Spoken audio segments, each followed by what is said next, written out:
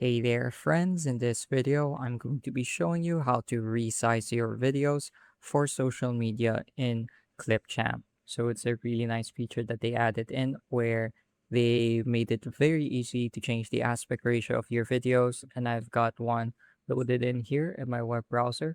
And all I'm going to do is click on the size button right here at the top of our viewer. So if you click on size, you're going to see a few options. You can choose a vertical aspect ratio. As you can see, it says here Instagram Reels and TikTok, YouTube and streaming sites. So different aspect ratios are recommended for different websites. So there's even one for square Instagram posts if you wanted to make it fit that format. So I'm going to choose vertical. And as you can see, the aspect ratio of the timeline has changed. But the video got adjusted, it got smaller, and there are large black bars at the top and bottom. And to fix this, all we're going to do is click on our media right here.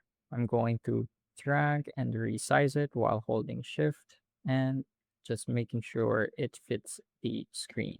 You can also change the part of the video exactly is in view. And don't worry if you want it to be centered because it automatically snaps to the center for ease of use. So let's say I want to use this portion of the video because that's what looks nice.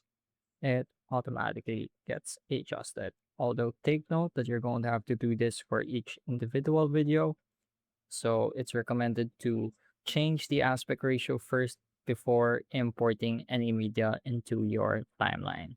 So it's going to repeat the process. And there we go. So that's going to be it for this video. I hope I was able to teach you something new and something useful. And as always, thank you for watching.